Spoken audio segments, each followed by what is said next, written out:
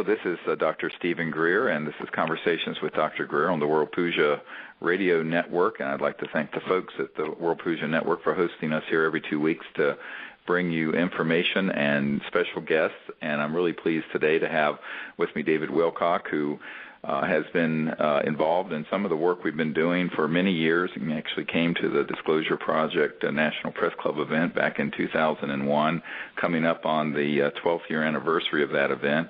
And he's going to be here to talk with me about higher concepts and consciousness and transformation and where we're headed as a civilization over the coming years and decades ahead. So thank you, David, for being on the show today. Well, thank you, Stephen. It's nice to be here. Yeah, well, tell the audience a little bit about how you got involved in all this, because I think some people don't know the backstory of how we met and when and all of that. And well, I came to the closed executive summary briefing for VIPs and members of Congress, which was on May 10th, 2001. I wish I could have been at the one in the National Press Club on May 9th. And you and I talked about how if you could ever dig up that video footage of that event, that would be awesome, because like, for one, Sergeant Clifford Stone went way farther in that meeting than he did in front of the National Press Club. Right.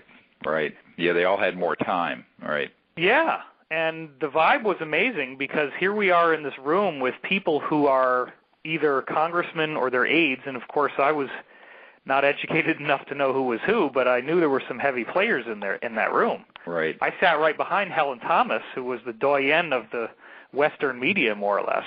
Right. And, I mean, you were on fire. The vibe was electric. There were 39 witnesses in the room coming forward, didn't know if they'd even live to see the next day. And they were speaking. They were brave, and it was an amazing. The vibes were just wonderful.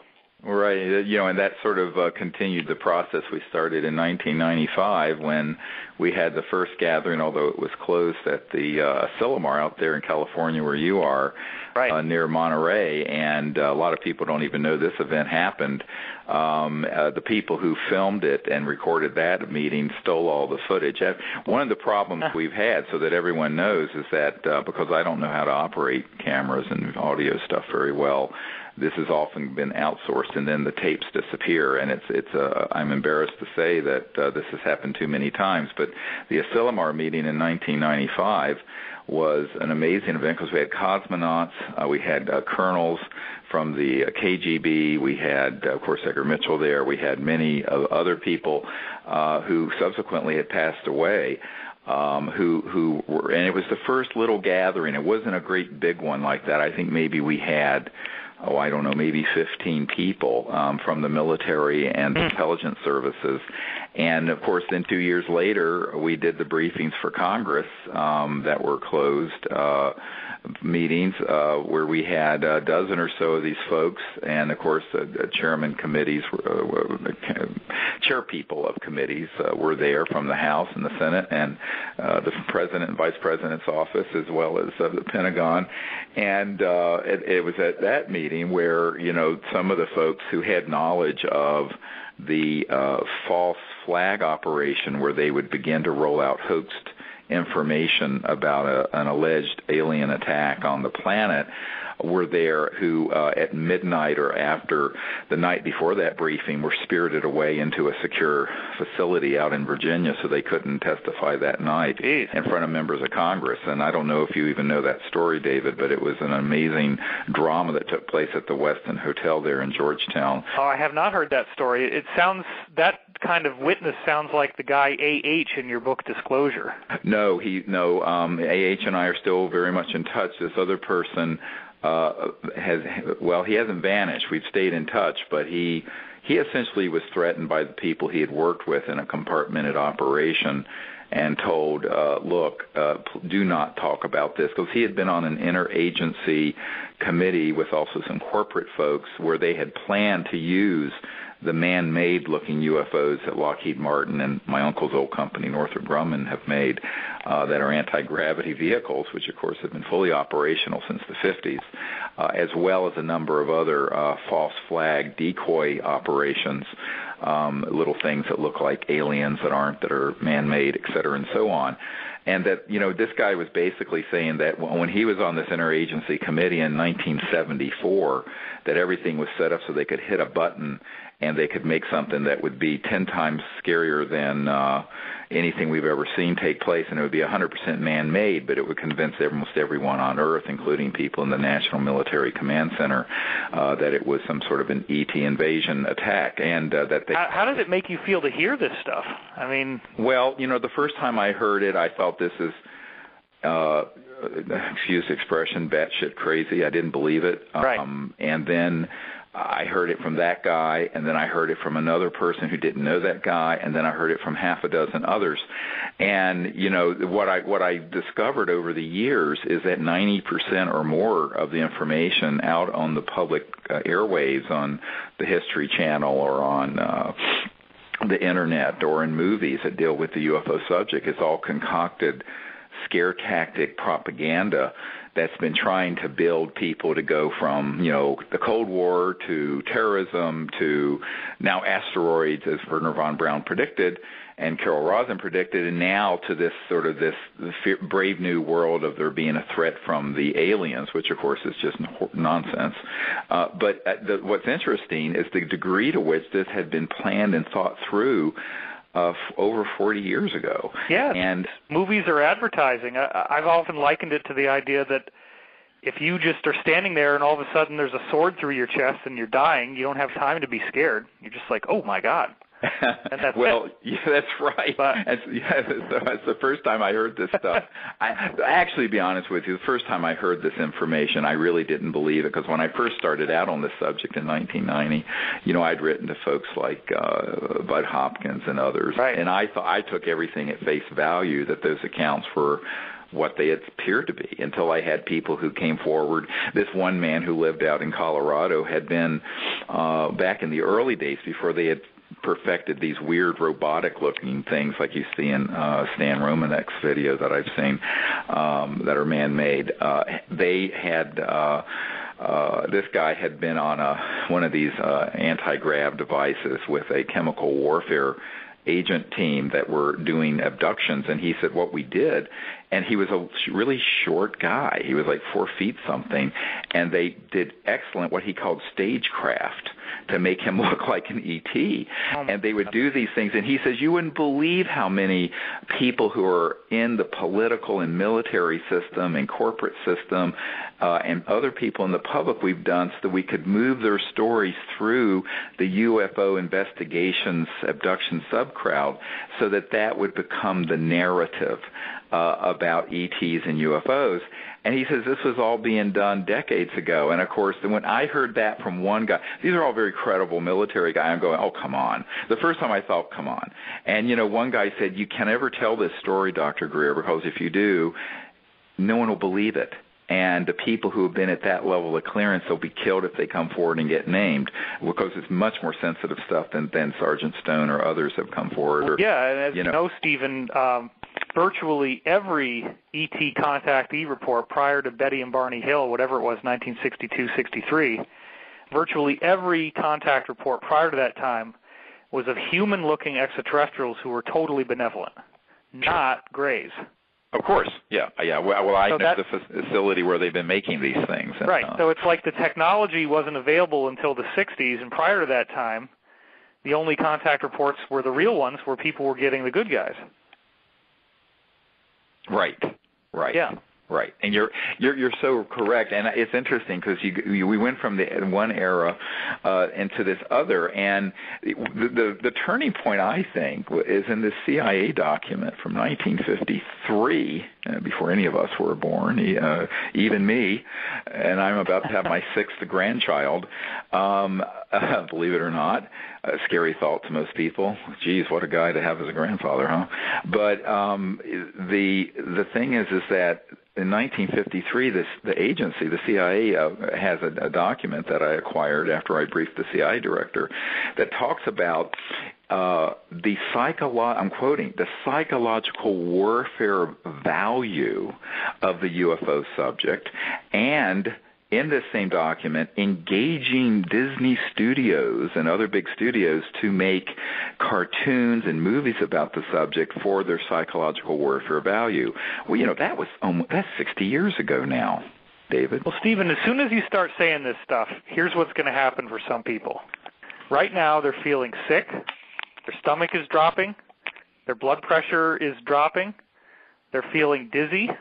Oh, I'm sorry. They're starting to hate you. They're going to start to hate me. I'm not saying that you should be sorry, but let's acknowledge that there's a percentage of our audience that has what we would call in psychology a dissociative response when they start hearing this stuff, because they can't handle the idea of what you and I both know is called vertical integration, meaning you have corporations, military, government, finance, and media that has a cabal of interlocking directorates. Absolutely. But that's how this whole game is played, and people need to understand that entertainment is not random. And I'm sorry if it makes you feel sick and like you don't want to listen anymore and you're feeling really tired, like you have to close your eyes, but that's what they programmed you to do when you start hearing this stuff. Right, exactly. You feel anxious, you feel sweaty, you don't like it, you say, well, these guys are crazy, they must be criminals, they can't be telling me the truth, they're doing this just for the money, because they can't get into, you have to remake your worldview. I mean, you and I, we've been doing this for so long, you even longer than me, because you've been into it since the 90s, early 90s. Well, no, I had my first contact experience with the ETs when I was about 8 or 9, so that was in 1963 or 4. Wow. So, it's been, for me, about 50 years that I've been involved on some personal level. Yeah, and I was born in 73 and had UFO dreams ever since I could remember, like 2 years old, so. Yeah, that's cool because, we can get into that in a minute, into the science of consciousness, which is, I know, a love that you and I both have. And, of course, This is a show to talk on it because we're on the World Puja Network where everyone listening understands the science of consciousness, the non-locality of mind, and the omnipresent nature of consciousness. And kind of a big deal for you and me to speak at the same time. You were the only guy out there that had insiders in the 90s, more than one or two. I mean, there were a couple people who, wrote a book about that colorful UFO sighting, and I forget. But most of the other authors out there really didn't have the real deal insiders. And then you showed up in the mid-90s when I became aware of you on Art Bell, and I said, my God, this guy's got it together. You're briefing acting CIA directors, you're talking to people at very senior levels of government, people, Podesta and the Clinton administration. I hope that's okay to say on the air. Oops. Sure. No problem. Okay. Yeah. I mean, Podesta went on the record publicly in favor of disclosure, and of course, it's well known that I briefed the CIA director. Although Woolsey subsequently tried to cover up in a clumsy attempt. I always say to people, that it came up recently when I was on the Joe Rogan show a week or two ago, and people say, "Oh, well, that Woolsey put this thing out." I said, "Yes," and I have a letter from his point of contact to me setting up the briefing, and of course, the cover story was a dinner meeting, and they tried to make it like that wasn't the purpose of the meeting at all, when of course it was, and we have the proof of it. And I said, look, you're dealing with Washington and lawyers and politicians, and I know this sounds cynical, but I tell people, how do you know they're lying? Their lips are moving. So I know that's an outrageous thing to say. It just happens to be a true thing to say. But well, I think people are getting it now. I mean, they are. It's interesting that I say we colloquially because I was just an admirer of the work back then, but I did show up at your event, and it very much felt like a team and that we were all working for the same goal. We all knew that being in that room could get us killed, and we all took the same risks in some ways.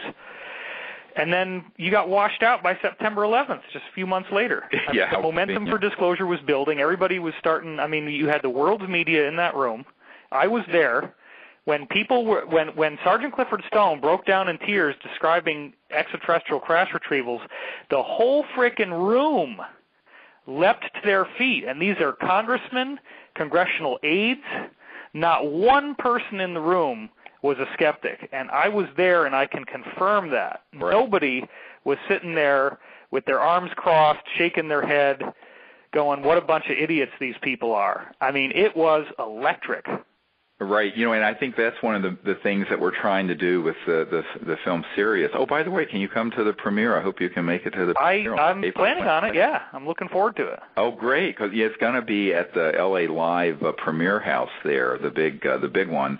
And unfortunately, the seats we have available now have sold out. But if you have any other special guests, we do have some VIP seats set aside, David, if you have some folks you want to... Well, we'll just have to grease them up so we can squeeze them in there, I guess. Yeah, because the place only holds 809 people, apparently. But it's going to be really exciting, and I think that, this is the next step in what we want to do. And but when all this has been building, you look at the amount of evidence. We're building out a new website, SiriusDisclosure.com, SIRIUS Disclosure.com, and you can go there and sign up for information about where we're going to be having various premieres around the world. We're thinking of London, D.C. probably in early May, on and on. But what's fascinating is that, in this 2-hour special movie that has been crowdfunded, thanks to all of you listeners who funded this. It's the largest documentary crowdfunded movie in history, to my knowledge. This has created something that and the aftermath of it, we're going to bring out more and more and more of this information, because what we found is that most people don't know and haven't seen all the testimony and information that we keep collecting every week, because we haven't had a mechanism to bring it out. So after this film comes out, you're going to see that on our website we're just going to keep loading up one top secret witness and document and picture and video after another. It's going to be this avalanche. So in a sense, the movie is going to be a portal, if you will, to an enormous amount of material and information that most people can't even imagine. Well, and as I'm sure you already have heard, Stephen, this is something I heard from insiders recently. I won't say how much, but I will say that the Obama administration is planning on aggressively cutting back military spending by a significant percentage. And when they do that, the big fear in the insider community is that as soon as these guys who they've been working with on SEC or SCI, sensitive compartmented information clearances, sometimes 35 levels above the president, as soon as these guys don't have a job, they're going to sing like songbirds. Well, and that's the other thing, is that we want to create a mechanism through this site for people to come forward as whistleblowers, because we know, I meet with, for every person that people can see at SiriusDisclosure.com, and you can see already the links there to the disclosure witnesses and all the information we have, there are at least 5 for every one that we've identified that hasn't been willing to come forward with name, rank, and serial number. Now, remember, the event that David's told all you listeners, those folks stood up, name, rank, serial number, and had signed a document saying that they would testify under oath under the penalty of perjury, federal perjury, to everything they were saying at the National Press Club event, which is a requirement I placed. If someone would not sign that document, I would not let them stand up in front of those members of Congress or the world media, because I felt that people had to not only have corroboration to their accounts and possible documents, like the folks from the Strategic Air Command and the Minot, North Dakota case, the case in the Rendlesham Forest case, but we also wanted that what they would be saying, they would be willing to testify under oath under penalties of federal perjury, which are very strict. So we set it up that way on purpose, and it wasn't to be draconian at all to the witnesses. It was to establish a very high bar that we had to have so that people understood this was extremely serious, because people were basically coming forward, as you pointed out, and exposing a large, what Eisenhower called the military-industrial complex that had gotten into such levels of secrecy that it had become illegal. And the illegal secrecy was in the process, or has been in the process, of destroying our planet by suppressing not only the information that were all related to these beings from other star systems. And I think we're about to get some genetic evidence of that, but I don't want to tip my hand too far. But the other part of it is that the technologies behind these UFO devices, even the man-made ones, are such amazing science. And here we are burning coal for half of our electricity as if we were in 1880s. It's just a bad joke.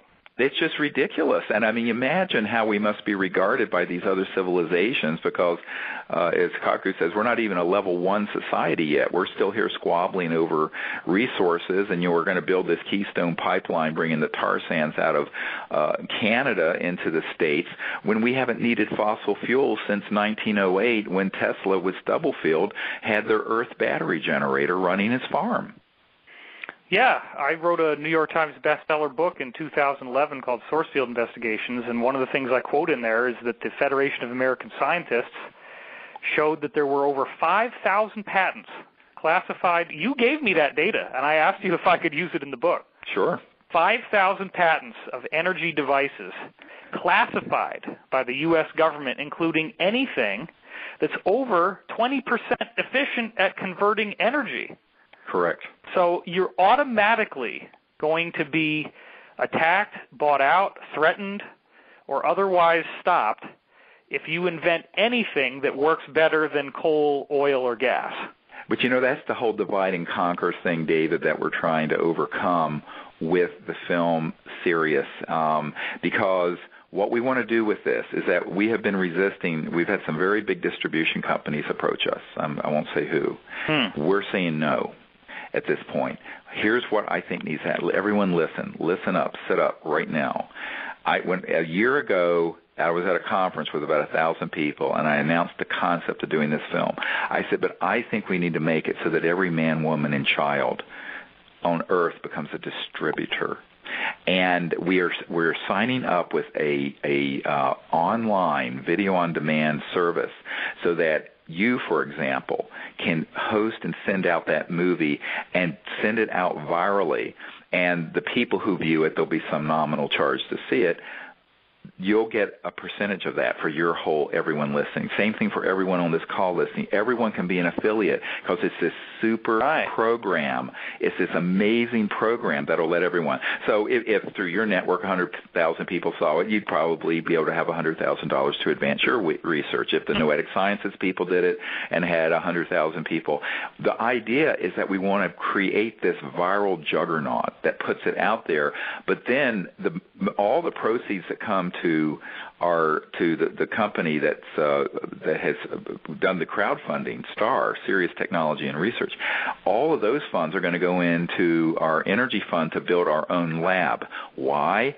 Because we need to outfit a facility where we put these geniuses, some of them, David, I know quite a few of them, who have been in this divide and conquer world of secrecy and compartmentalization, where we put them under one roof and we live stream what's going on in that lab. None of it is secret. It's open source.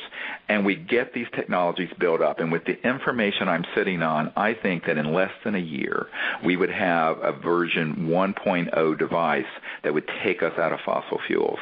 At the most 2 years. I think probably under a year. Because I have people who have handed off thousands of pages of the kind of stuff you're referring to in this Federation of American Sciences document that talks about the 5,135 patents that have been sequestered and kept secret. So what we need to do is understand is that if we can make this film go viral and push it through the system without big corporations buying it up and black shelving it, that we'll be able to raise the funds in a few months to get this whole energy thing done properly. Because, the problem is we tried with the Orion project to do that. We raised enough money, it wouldn't even have bought the equipment for the lab, unfortunately.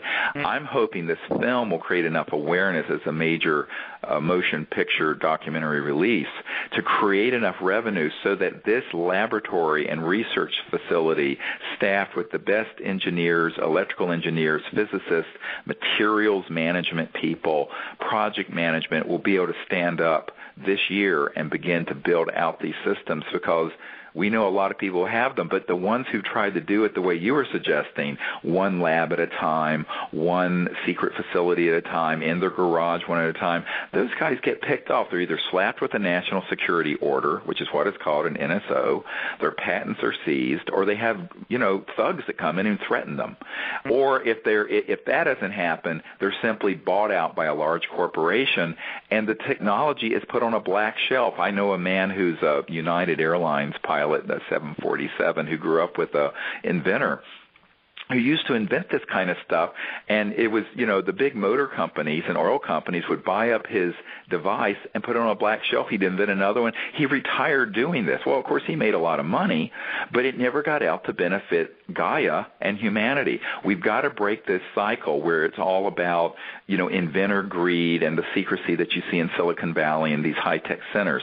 So our whole vision for what the film Sirius is going to do is to create the resources so that we can do this very openly and bring these technologies out with a strategy that avoids the pitfalls of the last 100 years where it's been this divide and conquer. And, that's what we did with Disclosure Project. If you look at all these top secret military and government witnesses, we didn't dribble them out. We had them come out all at once. Why? There's safety in numbers, there's credibility in numbers, and it creates a zeitgeist, a force that changes. And that's what we need to do with this energy effort, because the world is running out of time and we've got to fix it. Well, let me ask you this question, because I read most of the comments that people write, and as you know, they can be very sardonic and cynical. Oh, yeah, everyone's always cynical. Everybody's going to say, okay, Mr. Greer, Dr. Greer, if they can call you doctor. They probably can't stoop to that. But you are a medical doctor. You have a credible academic background. You've been doing this for many, many years, and they're going to say, how could he possibly be involved in this stuff and not have been compromised? If you're talking about threats, if you're talking about people showing up with guns or threatening you or buying you out, how could you not have been bought out, threatened, or otherwise? And, of course, I don't know the answer because I'm on the outside. I've watched your work. You were gracious enough to invite me to speak for the movie, but I haven't even seen the movie at all, so I'm looking forward to it as much as everybody else. But how did you avoid the pitfalls of doing this and all the different ways that people would try to compromise you? Well, first of all, we didn't avoid it. I mean, I've been threatened. I had 3 people on my team killed, as all of you know who've read my autobiography, Hidden Truth, Forbidden Knowledge, which you can get at SiriusDisclosure.com. Back in 1992, a very senior military official who had been the head of Army intelligence offered me personally $2 billion if I would shut up and fold this operation and join him. I told him no, that I'm not for sale, and then he went to my wife and tried to cajole her into convincing me to do this. So the reality is all the things you've mentioned have been offered or threatened.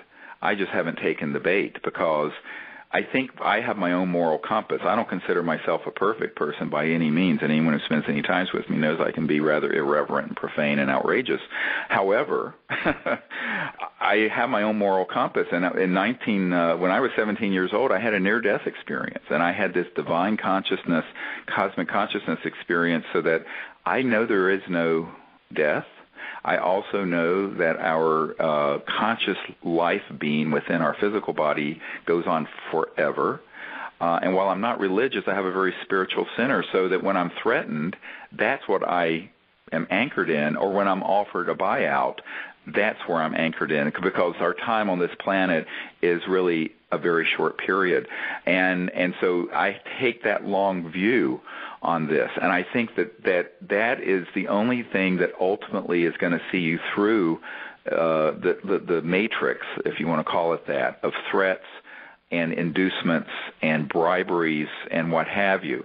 I've been offered a great many of those things. I was offered a CEO position, for example, from a very senior guy at the CIA who was setting up a corporation to deal with this issue, and I said, no, thank you. And this was in the last couple of years. So I would have had the golden parachute if you'd taken a job like that, I assume. Oh, of course, and an unlimited source of funding and access and what have you. I've never taken the bait. Now, of course... So you could have been involved in the UFO backstory and be in the classified world if you'd taken these invitations. Yeah, since 1992. Wow. And I've always said, no, thank you, because, A, I don't need to do that, and because I already have my sources and methods, and number 2, I'm never going to sell out like that. And anyone who knows me well knows that's the case. After all, the proof of the pudding's in the eating. In the last few years, leaving my medical career and moving into this, my wife and I and our family have foregone a little over $6 million in income personally to pursue this. with virtually no income. I mean, the most we've made has been between 10 and 30% of what we normally would in a year, and thank goodness I made some halfway decent investments, when I was still working full-time as a medical doctor.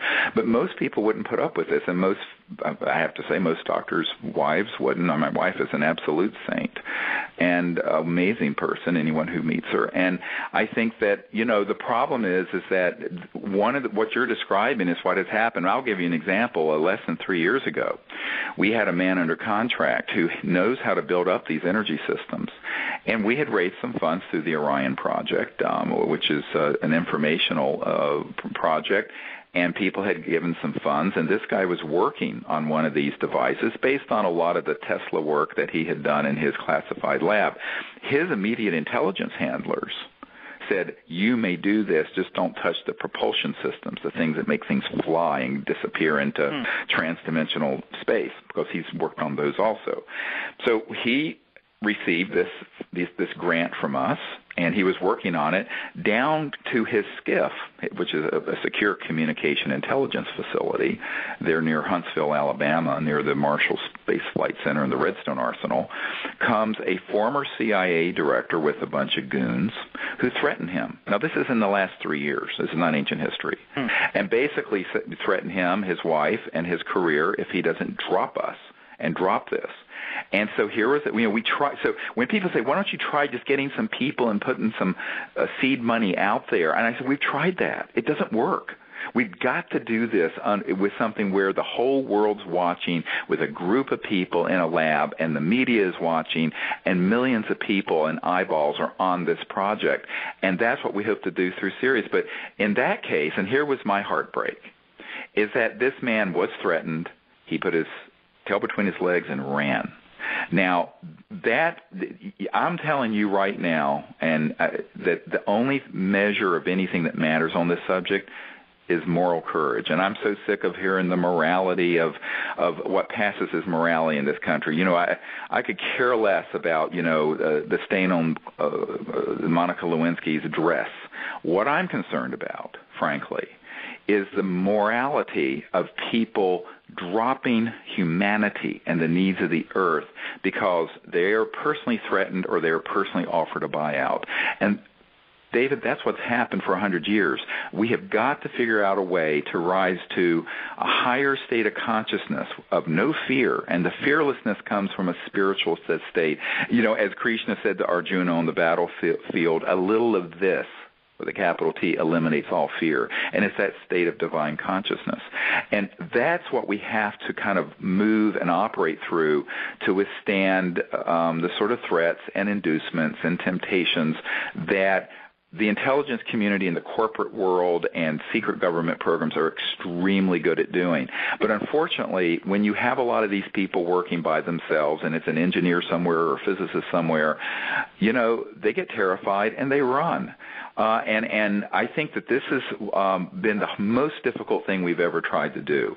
Disclosure Project was difficult. Doing the work we do with contact with the ETs, that's a joy, although we've had a lot of interference. But bringing out these technologies, David, because you're making a run, as you know, at the petrodollar banking macroeconomic power system. And that's really what's running the planet. It isn't 1600 Pennsylvania Avenue. I've got news for folks. Not the White House and the Congress. That's sort of a sideshow. It's these large cartels and economic interests, and no less a person confirmed this to me than the Minister of Defense of Canada, the Honorable Paul Hellyer, and I was at his home a few years ago before we did a press conference together, and he went into great detail about how the gangbanksters and the sort of the cartels in the banking and central bank system had a grip on global power, and that the governments of the world pretty much danced to their tunes like a puppet. More and more people are becoming aware of that now, and we are moving into an era in which, and this is a very important point for everybody to be aware of, the Big Brother thing is a myth. Granted, yes, the insiders that you mentioned have been threatened, but there are so many paranoid, fear-porn junkies on the Internet who think that if they even type in a Google search that they're going to get a knock on the door in the morning. Yeah, well... Not true. Well, I tell people, no, it's not true. I think it's only when you're getting close to really making a big change. And I always tell people, if this little birdie is still singing at the mine, I'm the canary in the mine shaft, and if I'm still alive, don't worry about it. But I think that the other point is that we do have good people helping protect us, but also we have a lot of people praying for our protection, which I welcome from the World Puja crowd because they're very conscious people, and I believe in the power of meditation and prayer. But I think on top of it, you have a lot of folks, and this is something I don't talk about that often, but there are a lot of folks in the covert world who want to see this happen, but they're afraid of sticking their necks out too far. They'll end up like Bill Colby, who was killed trying to help us, as you know. Yeah. Now, people don't know the story. There was a CIA director, Bill Colby, who back some years ago, right before he died, was going to meet with a member of my board of directors and hand off one of these free energy, for lack of a better word, energy generation devices and some seed funding so we could quickly get it out to the world. This is, I think, in the mid-'90s. And the week he was going to meet with us, he was found floating down the Potomac River. It was quite obvious. Even his wife went on CNN and said, look, we don't know why he would have gone out on the river allegedly canoeing in a rain-swollen, flooded river leave the house open, the coffee maker on, the computer on. It's very, very suspicious, and yet it never really got investigated. Recently, his son wrote a book thinking that maybe he'd gone and committed suicide, but it was none of the above. A colonel who was best friends with CIA Director Bill Colby told us personally that he was in fact killed because he was going off the reservation and leaving the so-called majestic cabal behind to help do this. And so that became a shot across the bow during, of course, the Clinton administration that frightened off a lot of folks. But that son of his wrote that book, which also is a documentary, and I don't remember the title of it, but you can look it up on iTunes and watch it. It's really pretty darn good, and it gives you a lot of backstory that establishes Colby.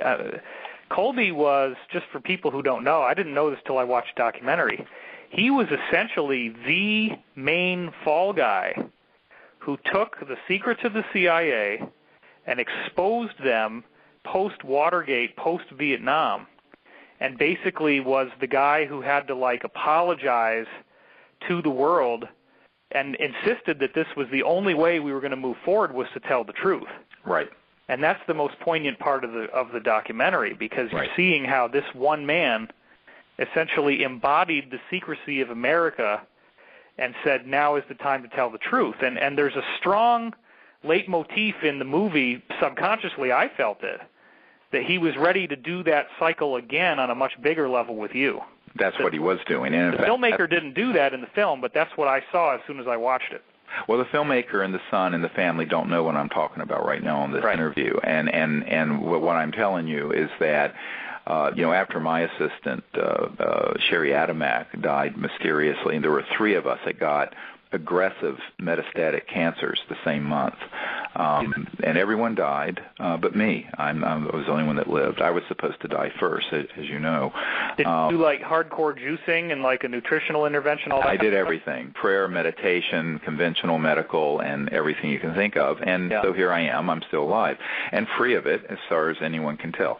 However, when the CIA director wanted to do this, his best friend, who was a retired colonel, told us that, at this point, this was 20 years after he had done all this stuff with the CIA secrets and stuff after Watergate and what have you, and Vietnam, and he felt it was just a crime that all of this UFO information and these sciences and technologies were being withheld from the planet, because he saw how much poverty and suffering and environmental degradation, and that it was all easily fixable. And he knew it. And so he was getting up in years. He certainly knew. I mean, the colonel who came to Sherry Adamack's, my assistant who died, at her wake. I was there by her bedside when she passed away, and then we had a funeral and a wake, and this mysterious man shows up. And he was ushered in by someone that I know, I'm not going to name, who's worked with me for 20-some years.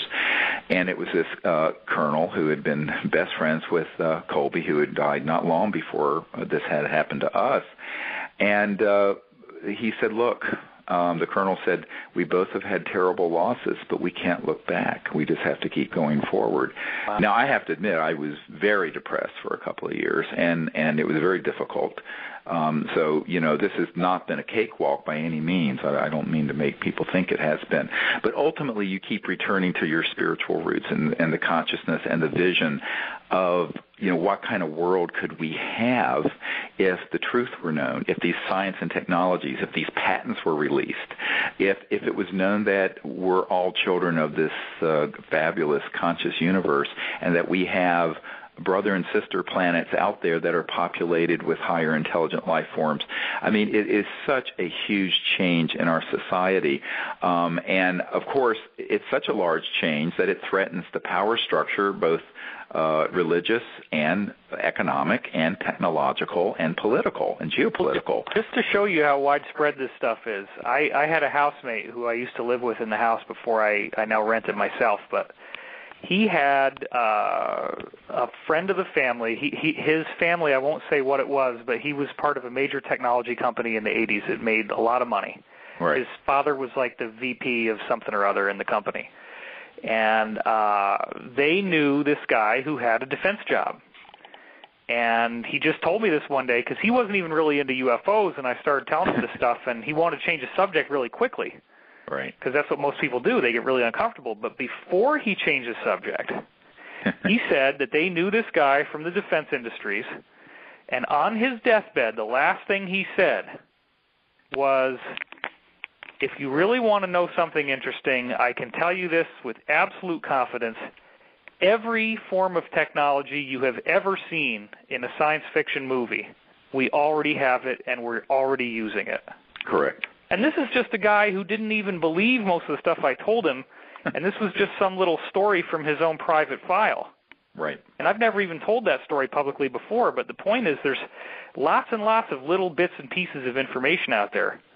And what guys like you and me have been doing independently and sometimes collaboratively is pulling it all together and showing people, hey, look, you start connecting the dots, and yes, you're going to see that there's a cabal. You're going to see that there's a secrecy. You're going to see that the world that the media is presenting to you is not the world. We live in Star Trek. We're already a Star Trek planet. We just haven't been told that yet.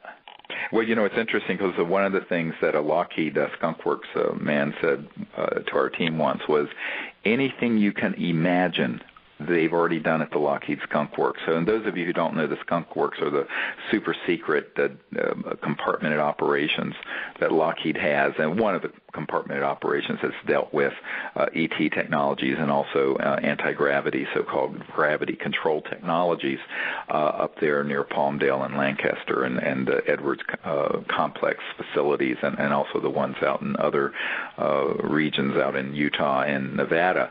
But the point is that it goes way beyond. And one of the things that several of these military witnesses have told me have said that if you told people the truth, it would discredit you because the truth is more bizarre than any of the science fiction that's out there.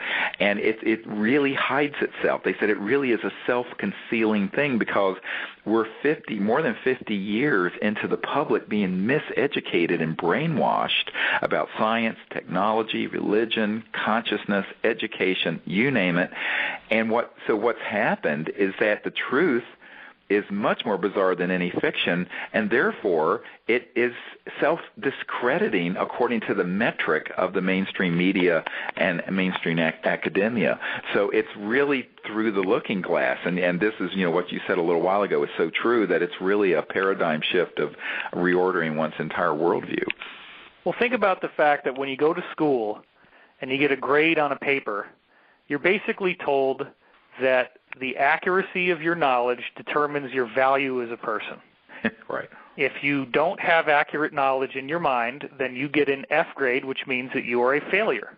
Right. And then people have been conditioned through psyops that if they believe things that are not true, they will suffer social ostracism from their peers. And we have a strong connection to the animal kingdom in which if you break off from the group, you're probably not going to live very long. Correct. You need to conform in order to survive.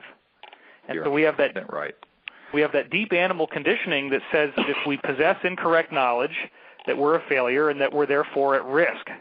Right. And that also goes over into the employment world. As soon as you get out of the conditioning of school, you graduate directly into employment in which you're on a job site, and you have to make sure that your knowledge is correct and that you conform to what the management wants you to do. Right. And more people now, thanks to the Internet, are able to work for themselves and break out of that endless chain of backstabbing and butt-kissing. Right, right. Well, this is actually, one of our Air Force witnesses, George Filer, who actually has gone to start a site where he compiles a lot of cases, and he's an Air Force guy who was present when the ET was shot and killed on the tarmac there near McGuire Air Force Base, and back some years ago. And he's one of the Disclosure Project witnesses, and he had said to me years ago in an interview that through the force of ridicule and the use of the media and movies and everything to ridicule and create a social opprobrium around the subject, a sort of a distasteful thing that people won't talk about this issue because of the fear of ridicule and rejection, as you're talking about, from their peerage, whether you're a doctor or a lawyer or a scientist or a professor or whatever. And interestingly, that's why it's so important to have credentialed people, credible people come forward with information, data, documents, and what have you, who say, look, yes, this subject has been the butt of a lot of jokes and a lot of comedy, and there is a lot of nonsense in this field. However, these facts are true. And that's what we've tried to do with Disclosure, and it's what we've done with all of these subjects. But it is, we are obviously up against this propaganda machine that got rolled out before I was born and before you were born. So there's a conditioning out there, but I believe that has changed because, when we started this effort, about a third of the Majestic group, just so you know, the so-called cabal, were in favor of what I was recommending to President Clinton and the CIA director I met with. Now I understand it's more like two-thirds, although they're still very intimidated by the ruthless far end of it. About 30% of the public thought that ET life existed and UFOs were real. Now it's in the 50 to 60% range. And in fact, 43% in a recent poll that just came out 2 months ago of the public think that they're here frequently on the Earth, not just that they exist in space or may have visited the Earth.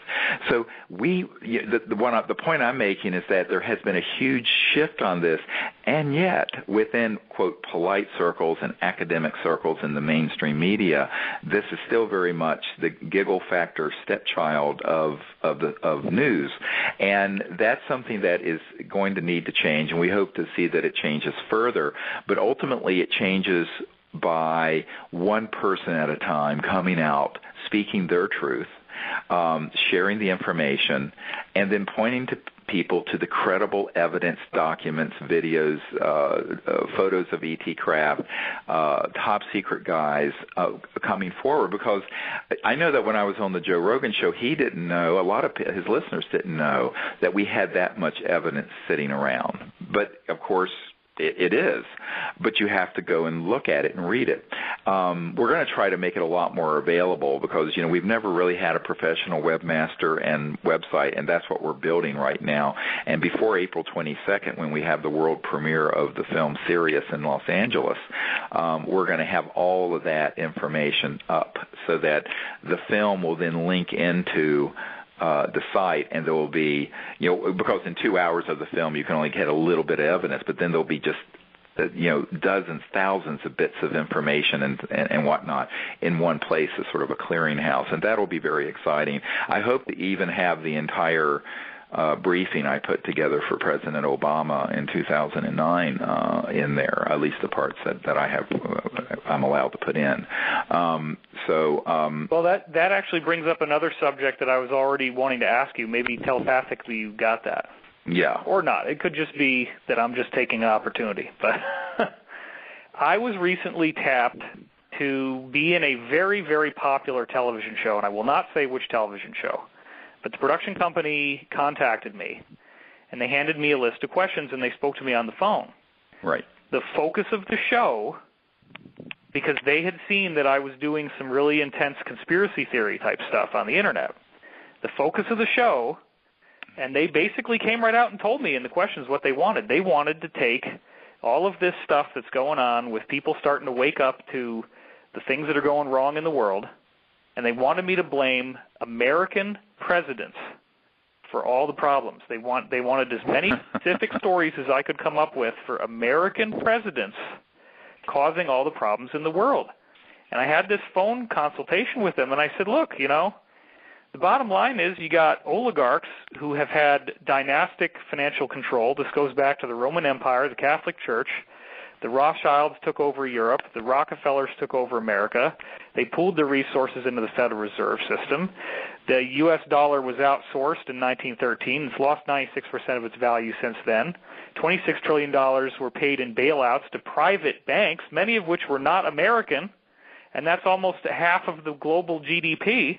Right. I don't think the problem is the president. And then they said, they called me back 3 days later, or they wrote me back and said, well, the team has decided to go in a different direction. Yeah. Well, here's one of the problems. Everyone's looking for a scapegoat, and I always tell people, the emperor has no clothes. One of the embarrassing moments, it wasn't an embarrassing moment. It was a poignant moment. And I'm sitting here, and imagine, I'm a 30-some-year-old medical doctor who's flown up to Washington to brief the sitting CIA director at his request on this subject. Wow. Just that's crazy. Put your mind around that for a moment.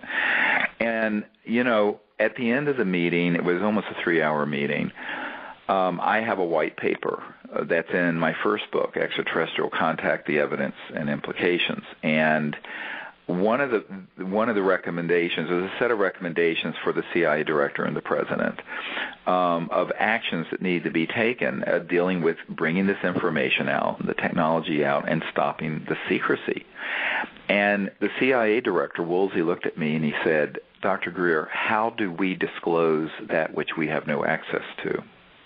Wow. Now imagine standing in a room with a sitting CIA director, and the guy was not joking, and he was very emotional about it. And it was one of these things where, the average person thinks that, well, you're the president, you have an all-access pass. But the truth is closer to what Jimmy Carter said not too long ago at a dinner party. I had a friend who was at an event with him who's a classical guitarist, and someone had said, what was it like being the most powerful man in the world? And President Carter said, well, I don't think I was that man. and someone at the dinner party, I guess there were about 20 people there, said, what do you mean? And President Carter, who actually I just saw at the inauguration here in Washington, he said, look, the fact is there were things I didn't have a high enough clearance to know about. And someone in the room said, oh, things like UFOs, sort of in a ridiculing way. Right. And President Carter said, yes, that and more. Oh. And they said you could have heard a pin drop. And so, there's this sort of misunderstanding. And the reason Eisenhower, who had, of course, enormous credibility in the military, the 5-star general and a Republican all through, World War II, and then president for 2 terms, when he said, beware the military-industrial complex, the big issue, of course, was the fact that the UFO subject and its associated projects within the defense establishment had gotten reorganized under the Rockefeller Commission of 1956, I believe it was, and he had lost complete control over the levers of power on this issue, and he knew it. And we have a witness, a lawyer, Mr. Lubkin, who actually testified to that effect when he was in the Eisenhower White House as a young Signal Corps, Army Signal Corps guy, and that's in our disclosure materials, that he was at meetings where Eisenhower was lamenting the fact that, he would get reports about UFO events, but the whole projects dealing with them were out of his control. And he was very angry and very frustrated by it. So people, need to have, I have a lot of actual compassion for some of these folks that I've met with who are at the Pentagon in senior positions. I briefed the head of the Defense Intelligence Agency, a 3-star general, as well as the head of intelligence for the Joint Staff. And these were men who were very high up in our Defense Department who had inquired about this issue and been denied access, just like the CIA director. So then the question becomes, who's really running this show? Well, it gets back to what you just said, David. It's something that's gotten up and basically subverted democracies around the world, and it runs as its own polity, as its own organizational nexus. And the oldest power structures are still the most important ones. I mean, Roman Empire, Catholic Church, and I've heard that the Pope did not resign because he didn't feel good. Well, there were a lot of problems. I'm going to leave that. I have bigger fish to fry, but I'll just tell you, I will say this. When I've been at the Vatican meeting with very senior people, senior theologians to the Pope and others, and there is widespread support, but not unanimous support, for not only disclosure but peaceful contact. And I love the interview I did some years ago with Monsignor Balducci, who is a senior theologian to Pope John Paul.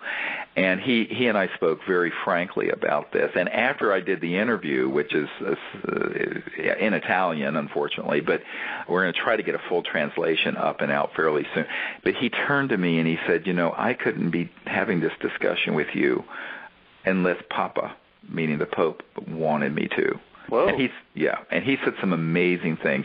Before that, I had some meetings with people with the Vatican's security service and intelligence service because they knew of the briefing that we had put together and then the best available evidence that Lawrence Rockefeller had put together for Bill and Hillary Clinton at the ranch there, the JY Ranch out in the Tetons, that I visited some years ago, and that they really were very interested. In fact, they said, "Would you allow us to have that briefing?" I said, "Of course. I mean, I'm not doing anything secretive at all with this." The same thing I said to the British royal family when they asked for that briefing, which was hand carried by an actor at a premiere some years ago in London to Prince Charles. So I think what people have to understand is that a lot of the conspiracy theory stuff is wrong because it's painted with a very broad brush, and like these folks were trying to get you to say, well, these presidents are all. I'm going, you know what? I'm not saying that they have no say-so over anything, but on some of this stuff, it's so many compartments above anything they're briefed on. And if they are told any of it, David, it's manipulative rubbish designed to get them to do things that the cabal want done. For example, there's a colonel I know who talked about providing alien threat scenarios to Ronald Reagan to get him to support the SDI Star Wars weapon systems in space. And I said, yeah, of course. They're going to say certain things, and it's all manipulative. But the truth is, and one of my most of it's deceptive. One of my insiders told me that Reagan was going to tell the public the truth about UFOs, and then bam, he gets shot. Right. So that's one of these things that we're starting to find out. It's like all these historical events have to be reinterpreted. They all have to be reinterpreted. And, of course, after we provided all this briefing material to the Obama administration upon request, he went to, in his first few months of his term, went and got the Nobel Peace Prize in Oslo, and that's when that Oslo spiral, the blue spiral, appeared over Oslo, and everyone, of course, it was on CNN and Anderson Cooper and everyone talking about it. And it was less than 24 hours before he got the Nobel Peace Prize. Yes, and what's interesting is that a week before that happened, there were two separate people who don't know each other from the intelligence community says there's only a few of us on this planet who are going to know what that is. What's going to happen? And I said, what are you talking about? He says, well, they said, just wait and see. And then this event happened. And, of course, I know that it was a very human, what's called scalar or longitudinal weapon test fire over Norway. And it was a shot across the bow to scare people. Administration. I wrote a massive investigation on that called Disclosure Endgame. People can look on my website, divinecosmos.com. And in that investigation, I showed unequivocal evidence that HAARP can be pulsed to make those spirals. Of course, absolutely. And you and I talked about this backstage at one of your events, and actually that was the first time I met you. I think it was in Atlanta.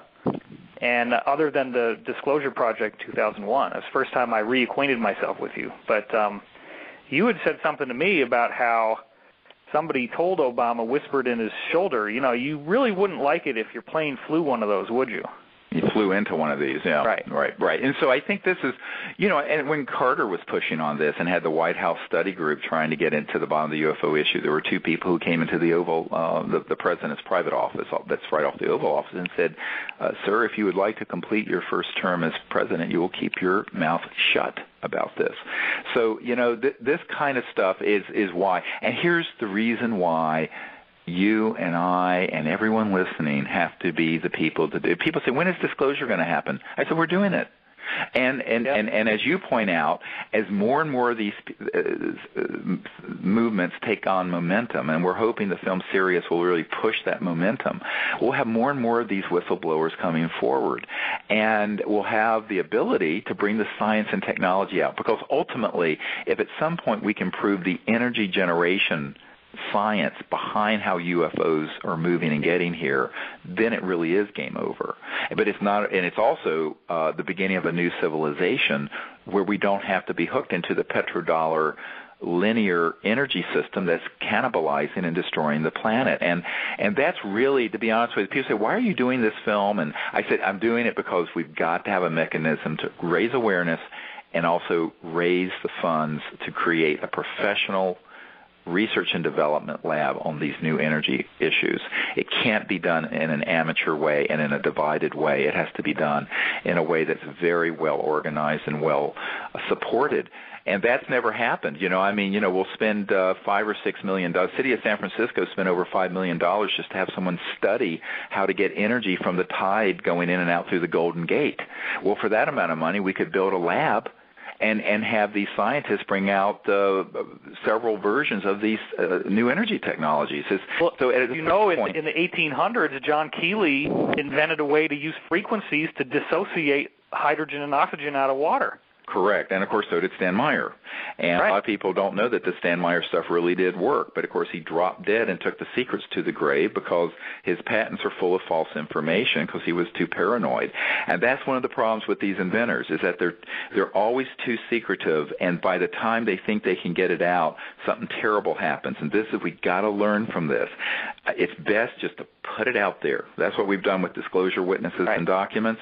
Same thing with these technologies. You simply, once you get something operational, you put it out there, and you can't worry, if you get into this, like Apple worrying about their iPhone 5 or something, you can't get into this sort of paranoid inventor syndrome because that's going to get you killed, or it's going to result in it being bought out and black shelved. So we've got to learn from this history, and that's why we're doing this film. And by the way, I know we've heard from a lot of people who are still wanting to get into the premiere. We have about 200 seats more that we might be able to release that have been committed to the people who crowdfunded the film. I want to be very clear on this. But we're waiting until a few more days to see if they're going to be able to come. I mean, people donated from South Africa and Australia and New Zealand and Russia, and a lot of those people obviously are entitled to the 2 tickets that their donation for the film entitles them to, but they're probably not coming. But we're waiting to hear an RSVP from them. Répondez, s'il vous plaît. Yes, before we release their tickets. So people, if you want to sign up at Sirius Disclosure, SIRIUS, disclosure.com, and you can just put in your email address, and we will send you notifications of where we're doing these premieres. But for the LA premiere, I think we're probably going to be able to release another 200 or so seats. But right now we have to give, the right of first refusal, as it were, to the people who are entitled to those tickets who made the donations to the film. But we know that many of them aren't going to be able to come. But it is April 22nd at LA Live, and we're probably going to be doing one in Washington, D.C. the week of the mock congressional hearings that Bassett and his group are doing. And then we're going to have one here in Charlottesville, Virginia, near the University of Virginia. And we hope to have a premiere in outside London or in London this summer, so stay tuned about that. And everyone, I really want people to visualize this, that everyone listening who's concerned about these new energy issues, the future of the world, higher consciousness, and our new civilization, you can all become a distributor of this film by signing up. We're going to be, if you sign up at our site, we'll send you a link that the Video on Demand group is setting up, where every single person, say you've got 200 people on your email list, you can become a distributor to those people. And this is how we'll turn it into something viral that just keeps going around the world over and over. Right. And David, I'd invite you to do the same, because this would be a fantastic, and if you have a pet charity you want to donate the funds to, or if you just want to put the funds back into the new energy lab we're proposing to build, you can do it either way. And I think this is how we can really build a momentum where we don't have to go to corporations, government, or even just rich individuals to fund this energy work, but it's done by the people, for the people, and will be, just like the film will be distributed by the people, the funding for this new energy research needs to be done by the people in a way that it can't be taken down by one big funder or one corporation.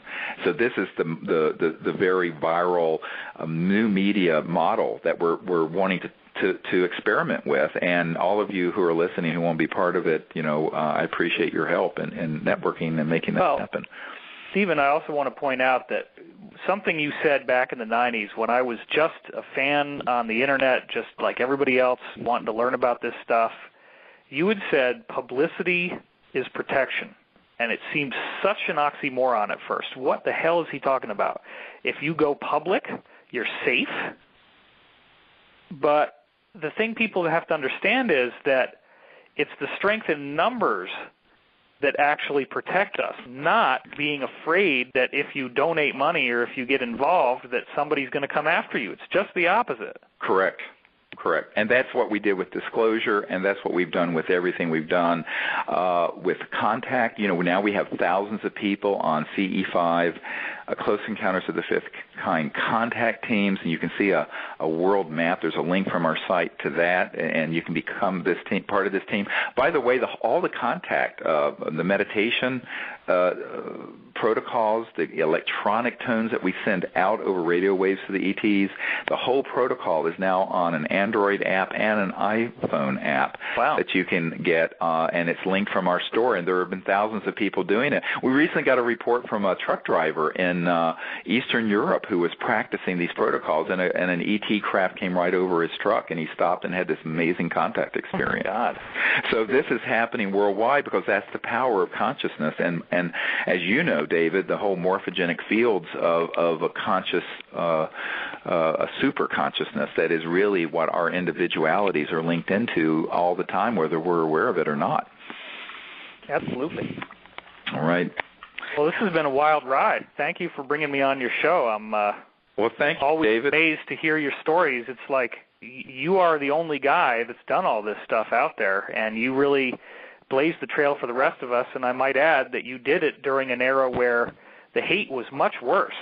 So I think you encountered a lot more BS than people after you had to, because now it's becoming more socially acceptable. But back in the day you were doing this, I mean, people either loved you or they hated you, but right. Either extreme.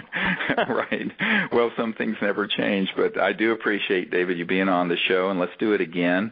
And I look forward to seeing you and everyone else at the premiere in Los Angeles on Earth Day, April 22nd, 2000. Sounds like a wild party. 800 people? I'm there. Yeah, and there's going to be an awesome after party we're going to have nearby at LA Live, and it's just going to be amazing. So. Wow. Yeah. Cool. So thank you. Well, okay. Well, I think our time is pretty much up. I'd like to thank the folks at the World Puja Network for hosting us here every 2 weeks. And until next time, keep looking up, and God bless. Thank you. Bye-bye.